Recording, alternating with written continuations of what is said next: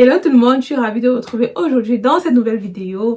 Bon, aujourd'hui nous allons parler de quoi? Nous allons parler un peu du sujet de l'Allemagne, se transférer en Allemagne parce que j'ai reçu plusieurs questions en dessous de mes vidéos et aussi sur mon Instagram en message privé de personnes qui me demandaient comment est-ce que je m'en sortais en Allemagne, comment est-ce qu'ils peuvent faire, quel niveau de langue est-ce que j'avais quand je suis arrivée en Allemagne. Il y a certaines questions auxquelles j'ai déjà répondu dans mes anciennes vidéos, donc du coup, si vous voulez encore avoir plus d'informations et que vous trouvez que cette vidéo n'est pas assez informative pour vous, n'hésitez pas à aller suivre mes précédentes vidéos parce que franchement, j'ai pas envie de me répéter à chaque fois. Je sais que c'est vraiment important et qu'il y en a qui aimeraient suivre ce parcours-ci, mais par contre, c'est vraiment difficile de se répéter à chaque fois. Donc, on va aller très vite parce que j'ai pas non plus envie que cette vidéo, elle dure trop. Donc, première question que j'ai reçue, bon c'est un long commentaire, c'est « Bonjour, j'espère que tu vas bien, je te suis sur YouTube, j'adore tes vidéos, merci beaucoup. J'apprends l'allemand médical en ce moment pour bientôt passer le FSP. » FSP, c'est donc du coup le Fachsprachprüfung. Désolée. Allô, babe? Donc, du coup, je disais, le FSP, du coup, c'est le Fachsprachprüfung, ton dernier examen qui va te donner l'approbation pour pouvoir exercer la médecine en Allemagne. Donc, la suite, c'est, je voulais savoir comment ça se passe pour toi avec la langue durant tes débuts d'internat. Est-ce que tu comprends tout le monde? Est-ce que tu arrives à t'exprimer ou est-ce que tu as encore des difficultés, ce qui va être probablement mon cas, donc du coup le cas de la personne qui m'a envoyé ce message aussi. J'ai l'impression qu'il va me falloir plusieurs mois d'internat avant de me sentir à l'aise. Merci en avance pour ton retour et plein de succès à toi. Merci. Donc, du coup, première question, c'est est-ce que tu comprends? Non, c'est comment ça se passe pour moi avec la langue durant mes débuts. Bah, qu'est-ce que tu veux que je te dise? C'est dur. Franchement, c'est dur. Pourquoi? Parce que tu arrives dans un nouvel environnement. Tu es la, tu es la seule étrangère aussi. Tu es la seule étrangère. Tu es la seule noire. Tu arrives dans un milieu où il y a essentiellement des hommes. L'orthopédie, bon, c'est assez normal. Et voilà quoi, franchement la langue elle est totalement nouvelle pour toi. Moi je ne connaissais rien du tout de l'allemand quand j'ai décidé de venir me transférer ici, de continuer ma vie ici. Donc voilà, c'était vraiment compliqué. Surtout si tu as aussi des collègues qui sont compliqués, qui sont aussi compliqués, mais qu'est-ce que tu veux que je te dise en fait? Quand tu es motivé et que tu sais ce que tu viens chercher, tu sais pourquoi est-ce que tu es là, tu as tes motivations qui sont dans ta tête et qui sont assez claires, et tu continues. C'est vrai que j'ai eu un moment de doute quand j'ai vu deux de mes collègues qui ont démissionné vraiment en un laps de temps vraiment très rapproché. C'est vrai que j'ai eu quelques moments de doute, mais après je me suis dit, bah, est-ce que moi c'est eux en fait? C'est pas parce que eux ils ont décidé de quitter l'orthopédie que moi aussi je me dis que c'est pas fait pour moi.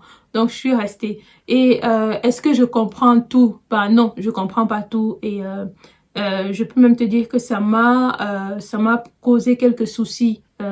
Au début et peut-être même encore maintenant ça me cause des soucis parce que tu ne comprends pas tout le temps. Et tout le temps de demander aux gens de toujours dire bitte pour que la personne répète. Il y en a qui trouvent ça en fait agaçant. Et puis qui trouvent ça agaçant et donc du coup tu fais semblant d'avoir compris mais tu comprends pas vraiment et après tu n'effectues pas la tâche qu'on attendait de toi et du coup ça fait que le travail il se retrouve en fait le travail n'évolue pas assez rapidement qu'il aurait dû évoluer si tu avais compris effectivement ce qu'il fallait faire. Donc, moi, ça a été mon erreur parfois de faire comme si j'avais compris alors que j'avais pas compris, mais c'est aussi parce que tu as souvent des collègues qui parlent tellement rapidement. En fait, ils parlent en partant et ils parlent vite. Et pour lui, c'est normal. Pour lui, c'est pas comme si, non, quoi. En fait, la langue, tu l'avais juste étudiée et tout. Et que tu viens à peine de finir avec tes cours de langue. Et donc, du coup, pour moi, ça a été un problème.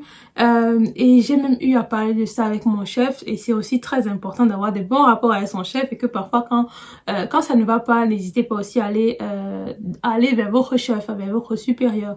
Donc moi, je suis vraiment allée vers le supérieur du supérieur du supérieur. Donc du coup, vers le chef même de l'orthopédie, un monsieur vraiment qui est toujours disponible. En fait, quand je dis, est-ce que on pourrait prendre un rendez-vous pour parler, je dis, bah, allons-y directement dans mon bureau. Donc voilà, du coup moi j'ai eu à parler avec lui et il m'a dit que lui aussi par rapport à son expérience, pour quelqu'un qui a aussi étudié à l'extérieur, il me comprend parfaitement et que oui, peut-être mes collègues ils vont pas me comprendre parce que eux ils ont toujours été là en Allemagne, ils sont nés en Allemagne, ils ont toujours fréquenté en Allemagne, ils travaillent maintenant en Allemagne et donc du coup pour eux les choses, en fait ça devrait glisser et c'est pas le cas et qu'il comprend totalement ma situation mais que par contre quand je ne comprends pas, que je n'hésite pas à faire savoir et pour que on répète en fait. Donc non, je comprends pas souvent tout. Il m'est même arrivé d'être en salle opératoire et que c'était moi qui étais l'opérateur. Et du coup, tu as toujours un supérieur qui est là pour te montrer. Quand mon supérieur me disait non, il faut faire ça, bah non, je comprends pas. Et je suis quelqu'un qui fonctionne beaucoup avec le visuel. Donc du coup, une fois que tu associes, et je pense que c'est comme ça même pour les enfants, une fois que tu associes la parole avec le geste, du coup, directement, je comprends et la prochaine fois, je ne fais plus cette erreur-là. Et donc, voilà. N'hésitez pas à dire quand vous ne comprenez pas. N'hésitez pas à aller souvent vers vos supérieurs pour avoir leur feedback, pour savoir comment est-ce que vous évoluez, ce que vous pouvez améliorer. Donc, moi, c'est ce que j'ai fait. J'ai parlé à mon supérieur juste pour avoir un feedback. Un feedback, et c'est comme ça, en fait, que j'ai su que les collègues, ils avaient l'impression que, en fait, je faisais semblant de pas avoir compris, alors d'avoir compris alors que j'avais pas compris. Donc, voilà. J'espère que j'ai répondu à ta question et que ça t'a pas trop fait peur. Juste garder la motivation. Oui, ce sera dur au début, mais bon, qu'est-ce que tu veux qu'on y fasse? C'est pas ton pays, tu n'as pas étudié en allemand, tu n'as pas grandi en Allemagne, donc qu'est-ce que je peux te dire? C'est normal en fait, c'est normal. Est-ce que eux seraient capables de parler le français comme moi je parle le français, de comprendre tout en français comme moi je parle? Non, juste que la situation elle est différente, c'est moi qui suis allée vers eux et donc du coup je dois m'adapter. Qu'est-ce que j'ai eu d'autre? Ah oui, il y a quelqu'un qui m'a dit c'était quoi le nom de l'école de langue. J'ai fait 2 écoles de langue. La première que je vous ai dit, j'avais pas beaucoup apprécié parce que les étudiants qui étaient là n'étaient pas vraiment motivés. Du coup, le professeur passait le temps à toujours répéter les mêmes choses et du coup, on n'évoluait pas. Et là, c'était la Volkshochschule. C'est quelque chose de... Ouais quoi, je pense que tout le monde connaît. En fait, c'est dans toutes les villes, il y a toujours une Volkshochschule qui apprend la langue en fait aux étrangers. Et par contre, la deuxième école que j'ai faite, c'était pour passer le Fachsprachprüfung, le FSP. Et là, c'était une école à Berlin. Donc, je me suis pas déplacée à Berlin. Les cours, à cause de la pandémie, maintenant se faisaient online, ce qui fait que j'ai pu accéder à ces cours-là. Et si ça n'avait pas été le cas, j'aurais dû faire cours dans ma région et les prix auraient été vraiment ouf. Les prix avant le Covid, c'était quelque chose. Franchement, c'était quelque chose et tu payes de ta poche. Mais là, par contre, ou alors tu peux attendre que ta région, en fait, que la mairie de ta région te finance. Mais tu vas attendre combien de temps? Pour moi qui suis impatiente et que je veux les choses sur le champ, non, je voulais pas attendre. Encore que même pour avoir un niveau de langue B2, langue générale de tous les jours, j'aurais pu attendre que ma ville où je vis me finance, mais je ne l'ai pas fait parce que ça aurait pris trop de temps. Quand, en fait, ils ont décidé de me financer parce que ça prend un certain temps. Moi, j'avais déjà fini, en fait, avec ces cours. Ils étaient même choqués. Ils m'ont dit, pardon. En fait, tu dois absolument faire ces cours-là. C'est obligatoire. Vu comment moi, je suis venue. Et je leur ai dit que, en fait, non, j'ai déjà fait et j'ai payé de ma poche. La dame tout abasourdie, en fait, parce qu'elle n'avait jamais rencontré ce cas-là. Elle m'a dit qu'elle va se renseigner et puis voir ce qu'il y avait lieu de faire. Vu que j'avais déjà payé et que j'avais déjà même mes certificats, est-ce qu'il fallait encore qu'on me renvoie là-bas? Et ben au final, non. Et là, je te dis, voilà, si vous avez déjà fait vos cours, ça va. Ok, ça va. Et comme je disais, pour l'école de langue de Berlin, ça s'appelle Capital 2. Zwei comme 2 en allemand. Donc voilà, très bonne école de langue. Tous les cours se sont faits en ligne et j'ai fait quoi? 2 mois. J'ai fait 2 mois et ça m'a vraiment beaucoup aidé. Je crois qu'il y en a qui réussissent sans faire de cours de langue. Mais ce qu'ils font, c'est qu'avant l'examen de FSP, ils prennent quand même rendez-vous avec un professeur qui va vraiment bien les diriger pour qu'ils soient concentrés vraiment sur sur les points importants de l'examen et ne pas se lancer comme ça, aller faire l'examen à l'aveugle, sans savoir ce qui est vraiment important, sans savoir le langage approprié que tu dois utiliser là-bas. Après maintenant, quand tu travailles, le langage il peut être différent. Mais pour l'examen, il faut que tu aies ce langage-là. Et c'est comme ça qu'il y en a qui y vont et qui le payent et qui se retrouvent en train de payer 400 € pour faire un examen. Mais ils y vont à l'aveugle et ils ne réussissent pas. Et c'est pas on va te rembourser les sous, on va dire ok la prochaine fois quand tu vas revenir en fait tu n'auras plus à payer. Non, tu payes à chaque fois. Et il y en a qui font ça 3 fois, ils se disent même pas qu'il y a quelque chose qui ne va pas et que peut-être ils ont besoin d'assistance en fait pour cet examen. Donc je conseillerais toujours soit tu prends les cours dans une école de langue pour le FSP, soit tu prends un professeur privé qui va te suivre, je sais pas moi, 2 à 3 semaines avant l'examen. Comme ça te permet vraiment de répéter la même chose pendant ces 2 semaines-là, tous les jours. Très important. Je vous dis ça parce que là, il y a un hospitant qui vient d'un pays Loutaï, je sais pas, en tout cas c'est quelque part en Europe. Et donc du coup, lui aussi doit passer cet examen. Il n'a pas appris ni de professeur privé, il n'a pas suivi de cours en école, mais du coup, il est là avec nous pratiquement tous les jours. On essaye de le faire travailler normalement comme un médecin, mais je lui ai quand même donné mes tips. Je lui ai donné aussi le matériel que moi j'avais eu à utiliser parce que j'ai vraiment besoin qu'il réussisse cet examen. J'ai vraiment besoin. En fait, c'est pas genre, je veux qu'il passe. Pour lui ce serait bien, mais pour moi aussi ce serait bien parce qu'on a vraiment besoin de nouveaux personnels et tout. Donc tout le monde on est là, on le motive.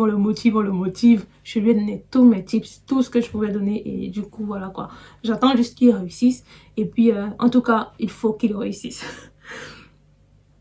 Et ensuite une autre question, c'était quoi? Il y a juste quelqu'un qui a fait un commentaire en disant « Bonjour madame, ils étaient pas sérieux ces élèves lorsque vous étudiez. » Donc du coup les élèves de la Volkshochschule comme je vous ai dit. Et personnellement je suis sur le Becherel, ok, en 3 exemplaires. C'est impossible de communiquer avec le A1, c'est juste bonjour ou au revoir. Peace bald. Bah oui, avec le A1 c'est impossible de communiquer, mais par contre ça c'est ta base. C'est comment dire, si tu loupes ton A1 et ton A2 c'est grave, mais c'est trop grave. Encore même le B1 aussi. À partir du B2 vraiment c'est question de vocabulaire, que tu es là juste en vocabulaire et tout. Mais si tu loupes A1, A2 c'est mort pour toi, tu sauras même pas comment former les phrases. Encore que former les phrases en allemand et en français c'est totalement différent. C'est totalement différent. Ne vous hasardez pas à faire une traduction mot à mot du français à l'allemand en voulant parler et tout. Franchement, votre phrase sera fausse. Oh là là, franchement, il y a trop une grosse différence. Là maintenant, je ne vais pas trop en parler, mais bon, voilà.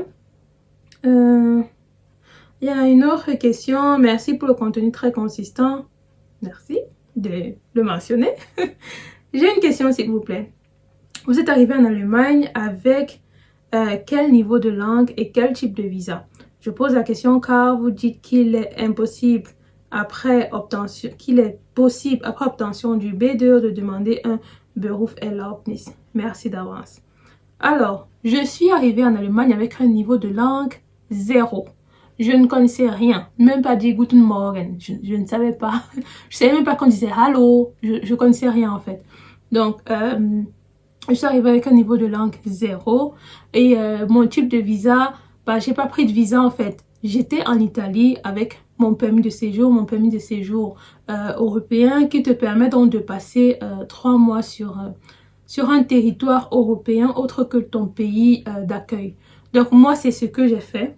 Je suis venue et aussi je me suis mariée du coup dans la foulée parce que voilà, mon mari il vivait déjà ici en Allemagne et donc du coup j'ai pas eu besoin particulièrement d'un visa pour venir, ce qui fait que pour moi c'était totalement différent et le permis de séjour que j'ai eu c'était directement combiné avec le Berufserlaubnis. Maintenant pour ceux qui viennent avec une procédure différente autre que le mariage, bah, je pense que c'est différent et là par contre je ne pourrais pas très bien vous orienter parce qu'en même temps je veux pas dire de conneries. Donc voilà, mais moi c'est mon expérience, c'est comme ça que je suis venue et je sais qu'il y en a aussi qui étaient déjà en Union européenne et qui sont venus sans demander de visa et qui c'était pas question de et pour qui c'était pas question de mariage. Non, pas du tout. C'est juste qu'ils sont venus. Ils sont restés le temps d'avoir le A1. Parce que même pour demander le visa, il te faut un niveau de langue A1. Dans le temps pour eux de faire les cours, ils se sont inscrits pour faire les cours. Ils ont réussi le niveau de A1. Et ensuite, ils se sont déclarés au Rathaus. Ils sont déclarés à la mairie. Et c'est comme ça ensuite que, voilà, quand on voit quand même que tu as un diplôme, tu as un avenir dans le pays, que tu pourrais apporter quelque chose dans le pays, et ben c'est comme ça aussi qu'on te délivre facilement le visa. Donc voilà, les diplômes aussi c'est très important quand on veut se balader assez librement dans les pays de notre choix. Donc voilà, je pense que je vais arrêter cette vidéo là. Je veux pas qu'elle soit trop longue. Après, si vous avez encore d'autres questions, n'hésitez pas à les poser en commentaire. Je vais y répondre forcément en vidéo. Je sais qu'il y avait encore d'autres questions, mais disons que par manque de temps... Par manque de temps, il faut vraiment que je coupe cette vidéo ici et puis je vous reviens peut-être pour une suite et voilà. En tout cas, j'espère que cette vidéo vous aura plu. N'hésitez pas à la commenter, liker et partager à ceux qui pourraient être intéressés par mon contenu. Et puis voilà, on se retrouve très bientôt sur ma chaîne pour de futures vidéos. Bisous. Mouah.